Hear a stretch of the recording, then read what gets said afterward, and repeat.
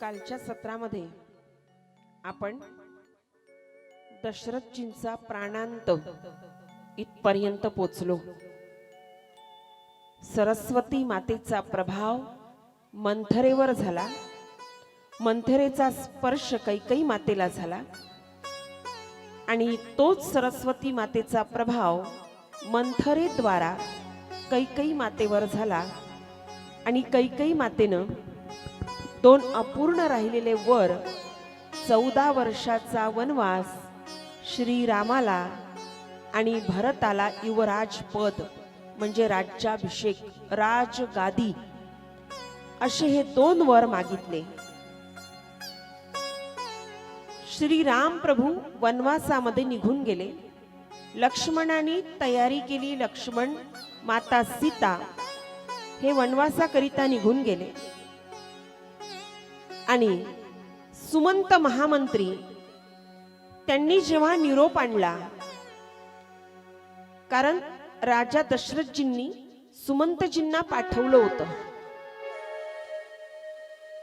त्यांना पाठवलं होतं म्हणे जा जिथे कुठे राम असेल आणि माझी वैदेही असेल तिला घेऊन या। पण सुमंत महामंत्री खाली हात आले, त्यांनी आणलंच नाही रामाला, कारण श्रीरामांनी यायला नकार दिला। स्वतःच्या प्राणावर बेतलं असतानाही वचनाची पूर्तता रघुकुलाचे राजे जे माझे पिताजी आहेत श्री दशरथ त्यांनी केली।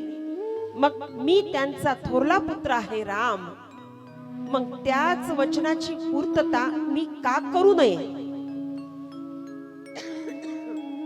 रघुकुळाची रीत मी माझ्या आचरणाने अशी कलंकित करू शकत नाही।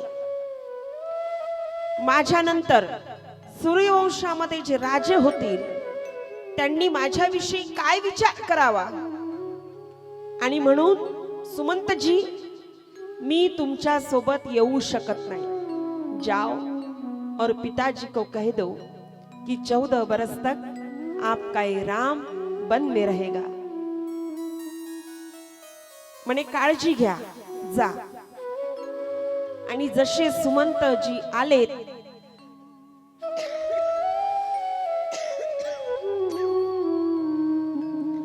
आणि जसं त्यांनी सांगितलं, म्हणे मी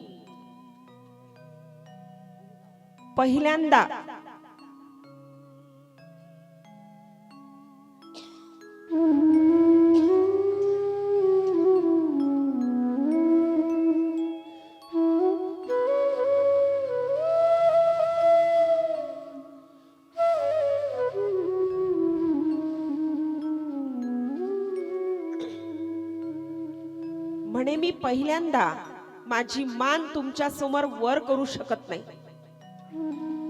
तुम्ही आज्ञा द्यावी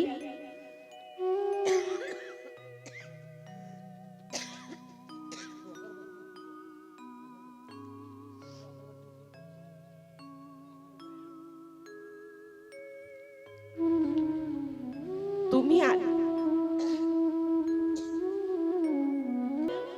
पूर्णपणे पालन करावी। पण यावेळी मात्र असं होऊ शकलं नाही आणि म्हणून मी मान वर करून तुम्हाला क्षमा देखील मागू शकत नाही।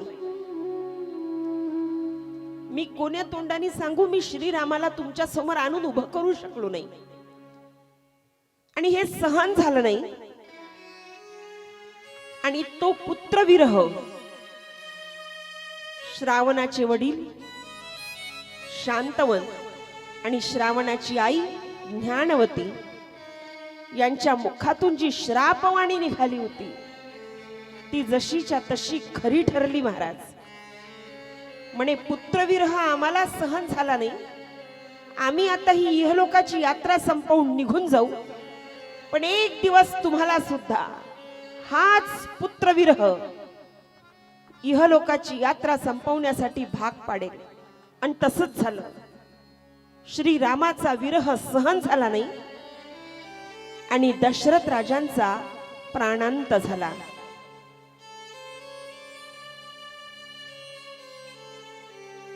जिकडे तिकडे संपूर्ण अयोध्येभर वाऱ्याच्या वेगानं बातमी पसरली. सगळे धाव धाव करीत राजमहालाकडे येऊ लागले. प्रश्न होताच प्रत्येकाच्या मनात, आता तरी राम परत येतील का? प्रश्न होताच. पण माता कौसल्येनं माता सुमित्रा काय करते? सुमंत महामंत्रीजींना सांगते, यावेळी या प्रसंगी माता सुमित्रा जी भूमिका निभावते ती अत्यंत स्तुत्यनीय म्हणता येईल आपल्याला. कारण कैकेयी माता या प्रसंगामध्ये सहभागी होऊ शकली नाही. तिने हे सगळे प्रसंग निहाळण्याचंच काम केलं. असं म्हणा, तिला अधिकारच नव्हता, कारण या सगळ्याचं कारण तीच होती. आणि म्हणून यावेळी मात्र सुमित्रा माता आणि सुमित्रा मातेनं दूतांना बोलवलं महामंत्रीजींकडून. आणि त्या दूतांना भरत आणि शत्रुघ्न त्यांच्या आजोळी गेले होते. आजोळी म्हणजे मामाच्या गावी, मातुल ग्रामी ते गेले होते. त्यांचा आजोळ मातुल ग्राम म्हणजे कैकई देश, आणि मामाचं नाव युधाजित. आता दूतांना पाठवलं कैकई देशात, आणि इकडे दशरथ राजांचं पार्थिव तेलाच्या नौकेमध्ये ठेवलं. म्हणे जोपर्यंत भरत येत नाही तोपर्यंत अंत्यसंस्कार होणार नाहीत. आता दूत जेव्हा जायला निघालेत, सुमित्रा मातेने सांगितलं दूतांना, एवढं सांगा, अयोध्येमध्ये तुला ताबडतोब बोलवलं. जसे पोचाल तसेच भरताला घेऊन परत यायला निघा. पोचले त्या क्षणी परता. आणि कारण विचारलं, एवढंच सांगा, बोलवलं. आणि जास्तच आग्रहाने जर विचारलं तर सांगा, दशरथ राजांचा अंत्यविधी करायचा आहे, त्यांचा प्राणांत झालेला आहे, त्यांचं देहावसान झालेलं आहे. पण चुकूनही श्री राम वनवासाला गेलेत हे सांगू नका. म्हणे ठीक आहे. दूत जाऊन पोचले, सगळा वृत्तांत मामांना सांगितला. आणि वृत्तांत सांगितल्या क्षणी भरत, शत्रुघ्न, काही सैन्य सोबत आणि हे सगळे पुन्हा अयोध्येच्या दिशेने निघाले. आता जसे अयोध्येच्या दिशेने निघाले, सैनिकांना वारंवार भरत विचारत होतेच, काय काय एवढं ताबडतोब बोलवून घेतलंय, कशासाठी एवढं ताबडतोब?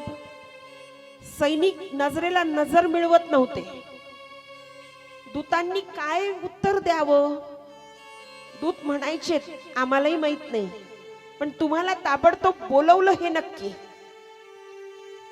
अयोध्या ठीक आहे ना? माझे भ्राता श्री राम ठीक आहे ना? माझे पिताश्री अवध नरेश दशरथ ठीक आहेत ना? हो, मान डोलवायचे. सगळं ठीक नसल्यावर मुखातून ठीक आहे असं तरी कसं निघणार हो? आणि म्हणून नुसतं माना डोलवायची. काहीतरी विपरीत नक्की घडलंय याची कल्पना आली. पण जसं अयोध्येमध्ये पाऊल टाकलं, पक्ष्यांचा चिवचिवाट ऐकला आणि त्या पक्ष्यांच्या चिवचिवाटाचा एक आर्त भाव ऐकला. आणि आता खात्री पटली, अयोध्येमध्ये काहीतरी महाभयंकर घडलेला आहे. खात्री पटली, अयोध्येमध्ये काहीतरी महाभयंकर घडलेला आहे. पण काय घडलं असेल नेमकं? काय घडलं असेल? या विचाराधीन अवस्थेमध्ये भरत शत्रुघ्न आपल्या आजोळमधून, मातुल ग्रामामधून पोचले एकदाचे महाद्वारावर, राजमहालाच्या. आणि दूतांकरवी, सेवकांकरवी जसं राजवाड्यामध्ये वार्ता पोचली, भरत आलेत. आणि तसंच काय घडला विपरीत प्रसंग? कैकेयी माता आरतीचं ताट घेऊन आली. आरतीचं ताट. आणि कैकेयी मातेनं तिलक केला भरतजींना. शत्रुघ्न विचारत आहेत, आम्ही आलो, पण तू आम्हाला तिलक करायला, तू आमची आरती करायला तू एकटी का आली? आणि तुझ्या चेहऱ्यावरचे हे भाव, दागदागिने तुझ्या अंगावर नाही, तुझ्या भांगात सिंदूर नाही. शत्रुघ्न विचारत आहे. आणि मागोमाग मंथरा तिथे येऊन पोचली. आणि एका क्षणात जे घडलं होतं ते जेवढ्या घाईनं शक्य होईल तेवढ्या घाईनं मंथरेनं भरताच्या कानावर घातलं. भरताला सांगितलं. आणि जसं भरताला सांगितलं, अर्थात शत्रुघ्नही तिथंच होते. आणि जसं ऐकलं शत्रुघ्नजींनी, तशीच कैकेयी मातेच्या हातातली आरतीची थाळी फेकून दिली. आणि माझे भ्राताश्री श्री राम कुठे आहेत? माझी आई माता कौशल्या कुठे आहे? यावेळी शत्रुघ्न मोठं सुंदर एक वाक्य उद्गारतात. ते म्हणतात, जिच्या चरणाखाली, जिच्या चरणाजवळ स्वर्ग आहे, ती माझी कौसल्या आई कुठे आहे? मला तिला भेटायचंय. शत्रुघ्न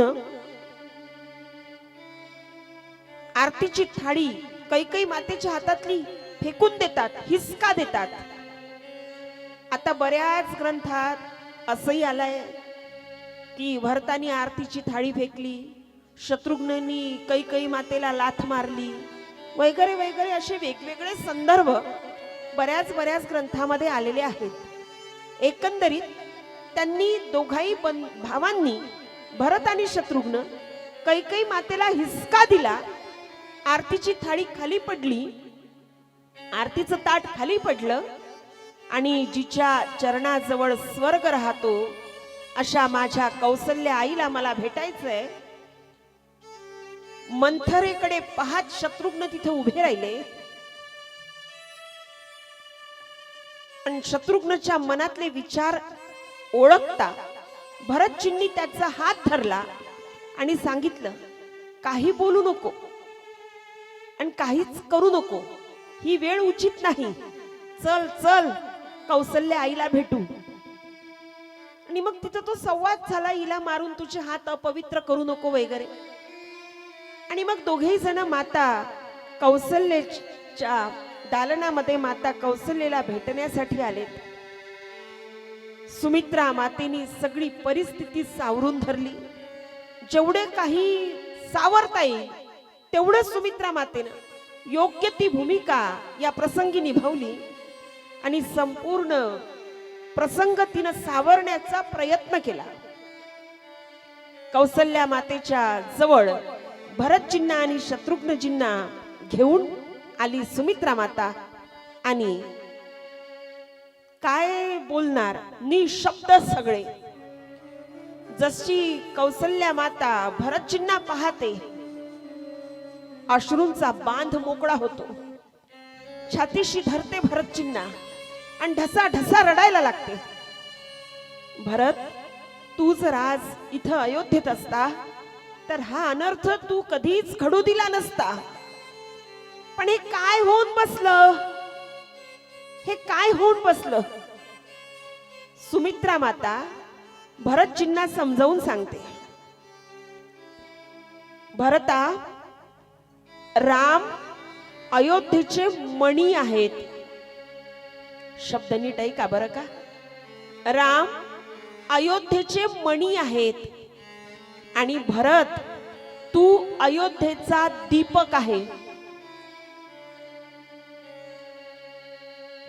भरता, मण्याला कोणी विझवू शकत नसतं, पण दीपक असतो ना, तो साध्या हवेच्या झुळकीनं सुद्धा विझायची शक्यता असते. आणि म्हणून भरता, तुला स्वतःला सांभाळायचंय, तुला माता कौसल्येला सांभाळायचंय, तुला शत्रुघ्नला सांभाळायचंय आणि तुला संपूर्ण अयोध्येला सांभाळायचंय. तू या अयोध्येचा दीपक आहेस बाबा. आता सगळ्या अयोध्येच्या नजरा तुझ्यावर खिळल्या आहेत.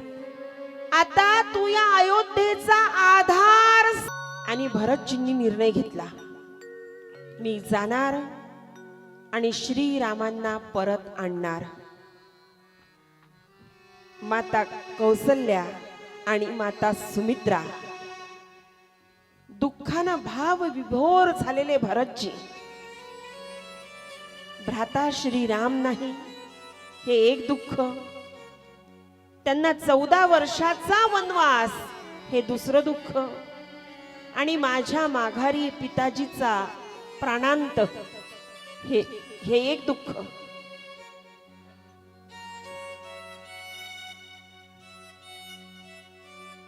खचून गेलेले भरत निर्णय घेतात, रामाशिवाय अयोध्येची कल्पनाच होऊ शकत नाही, रामाशिवाय अयोध्याच नाही. आणि म्हणून भरतजी निर्णय घेतात. पण भरतजींचं ते दुःख पाहून माता सुमित्रा आणि माता कौसल्या भरतजींची सांत्वना करते. पहिल्यांदा आपण ऐकलं, भरताला दीपक म्हटलं होतं, रामाला मणी म्हटलं होतं.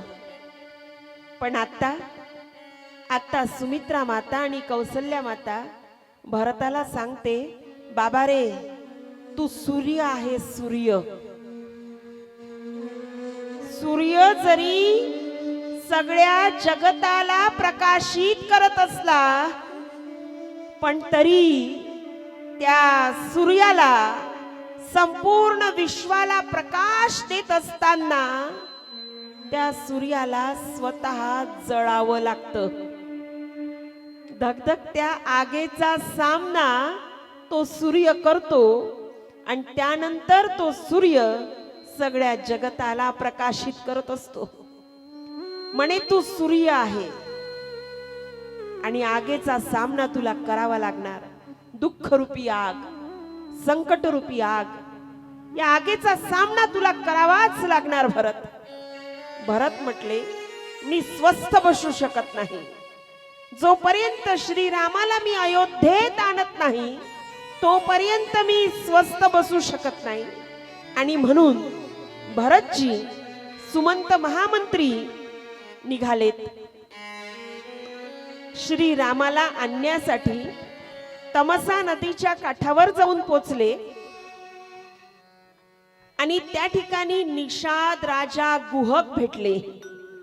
आता सुमंत महामंत्री होते, सोबत रथ, घोडे, सैनिक, सगळी व्यवस्था होती. आणि बहुतेक ग्रंथात असा संदर्भ आलाय की यावेळी भरतजींसोबत राजा जनक सुद्धा होते. असाही संदर्भ काही ग्रंथामध्ये आलेला आहे. आता हे सगळे जण निघाले. शृंगवेरपूर, तमसा नदी सगळ्यात पहिला मुक्काम.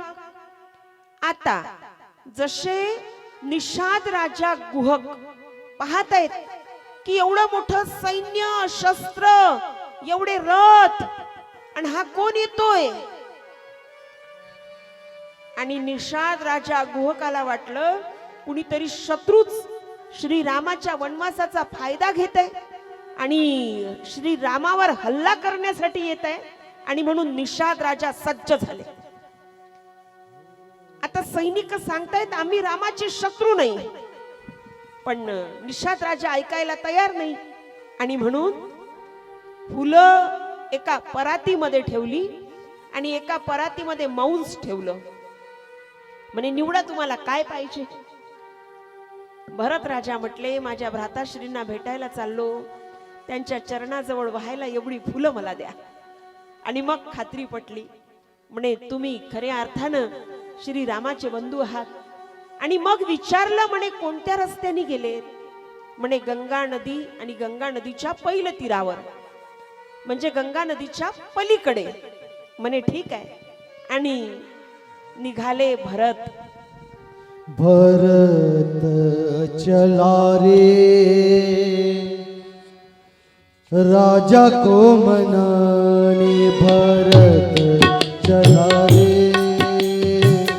राजा को मनाने, भरत चला रे प्रभु दर्शन पाए, राजा का अधिकार राजा को लौटाने.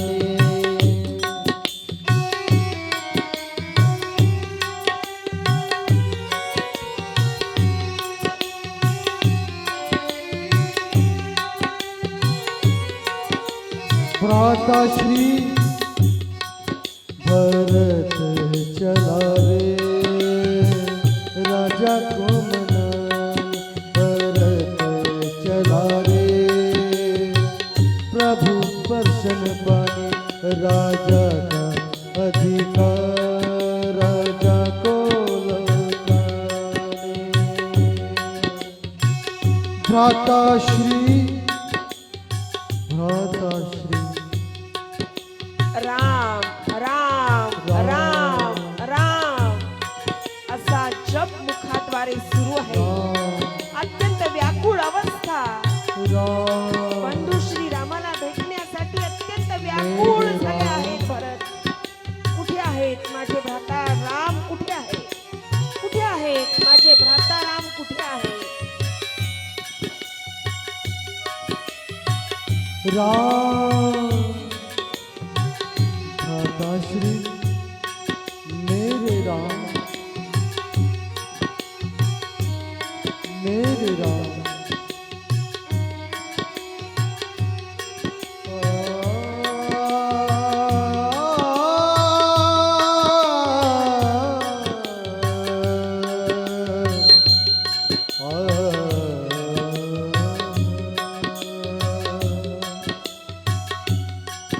भरत चला रे राजा को मनाने, राम भरत चला रे प्रभु दर्शन पाने, राजा का अधिकार राजा को लौटाने. भ्राताश्री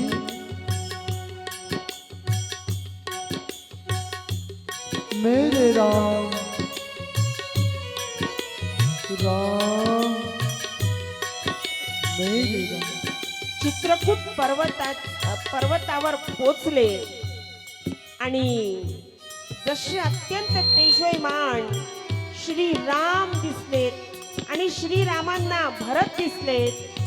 श्रीराम आपल्या जागेवरून उठले. मेरे टाळी, टाळी, टाळी, टाळी, टाळी. राम मेरे राम. भ्राताश्री मेरे राम, मेरे राम, मेरे राम, मेरे राम. भरत मेरे राम, मेरे राम, मेरे राम. भरत जसे भरतजींना भेटले कडाडून मिठी मारली. मेरे भरत आणि भरतजींनी सांगितलं भ्राताश्री आपले पिताजी नाही राहिलेत, पिताजी आपल्याला सोडून गेले. अयोध्या पोरकी झाली, अयोध्या पोरकी झाली. पिताजी अयोध्येत राहिले नाहीत, आपल्याला सोडून गेलेत. भ्राताश्री काय श्रीरामांची अवस्था. भरत भरतजींना आणलं. लक्ष्मण मात्र धीर गंभीर आपल्या भूमिकेमध्ये होते.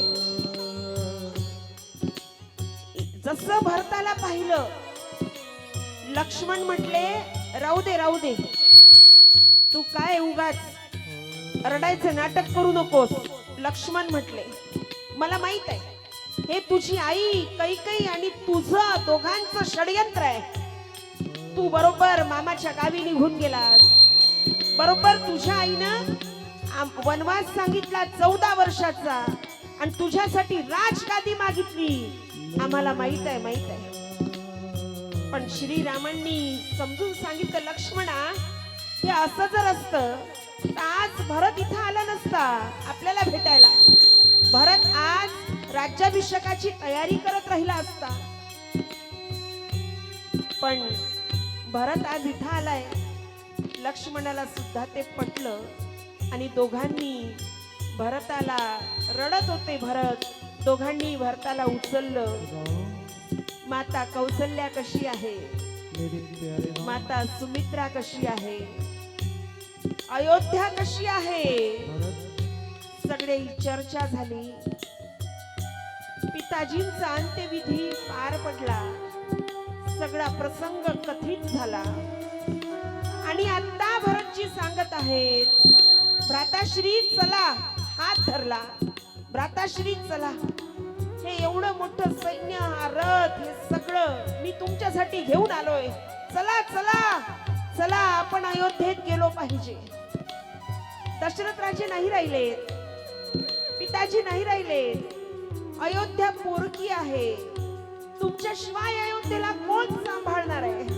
चला भ्राताश्री चला, माझ्या सोबत चला. अरे बाबा भरता, मी तुझ्या सोबत नाही येऊ शकत. प्राण जाई पर वचन न जाई, रघुकुल रीती चली आई.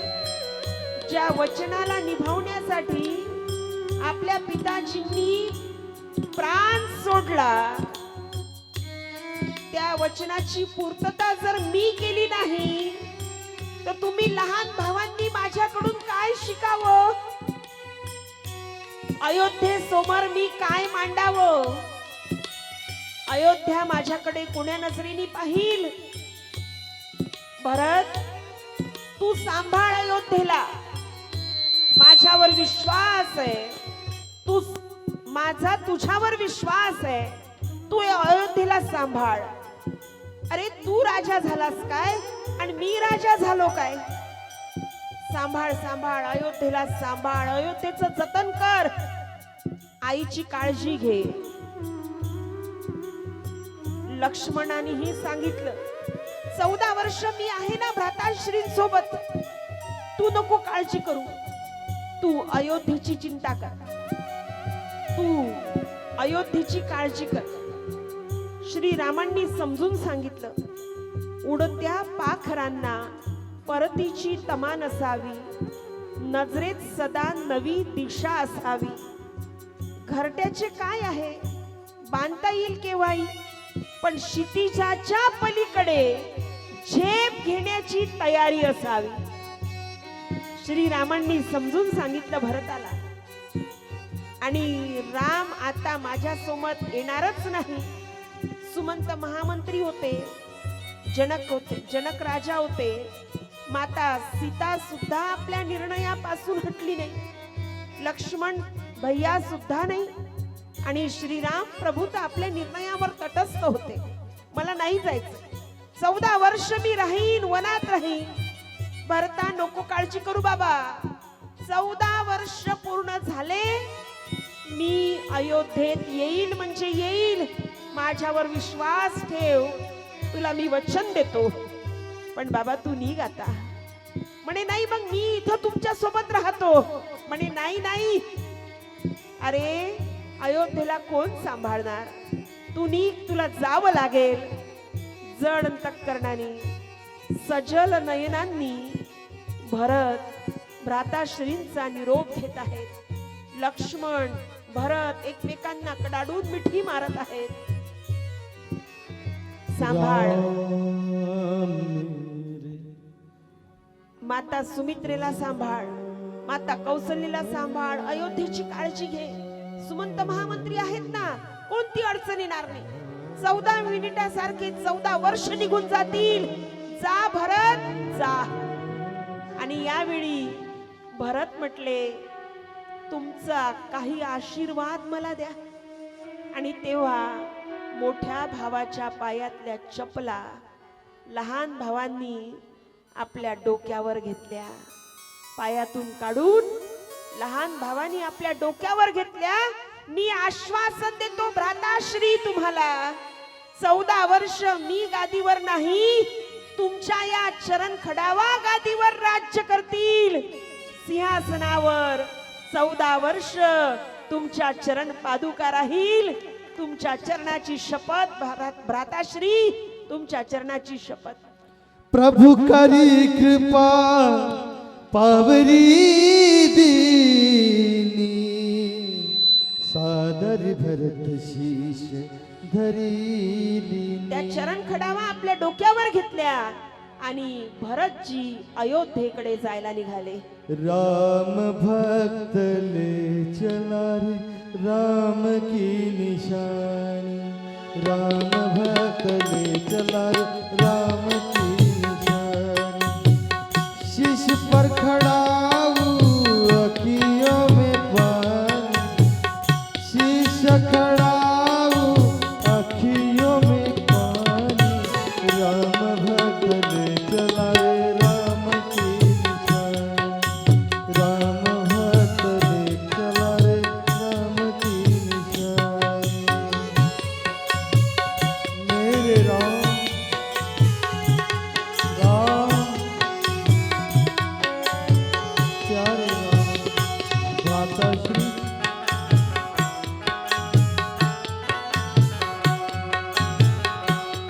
भ्राताश्री शीश खड़ाऊ ले चलाए से, राम सिया जी संग हो जैसे. अब इनकी छाव में रहेगी राजधानी. राम भक्त ले चला रे राम की निशानी, राम भक्त ले चला रे राम की निशानी.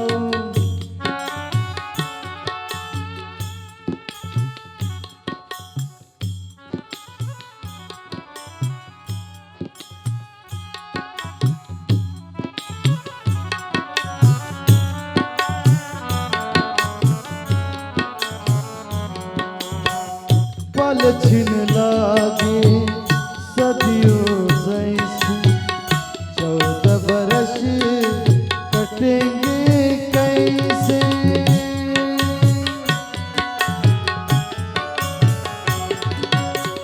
जाने समय क्या खेल रचेगा, कौन मरेगा कौन बचेगा.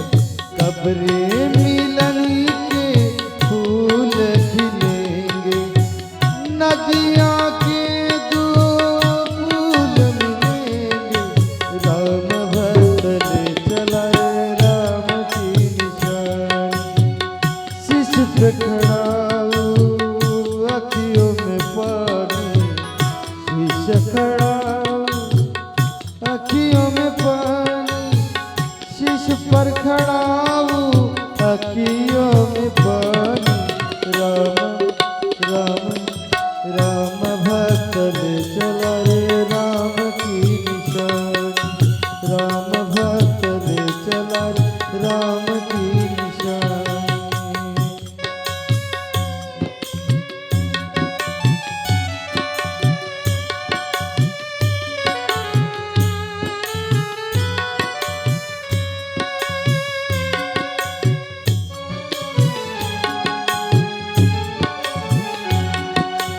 राम कहानी आँखियों में पानी, राम कहानी आँखियों में पानी।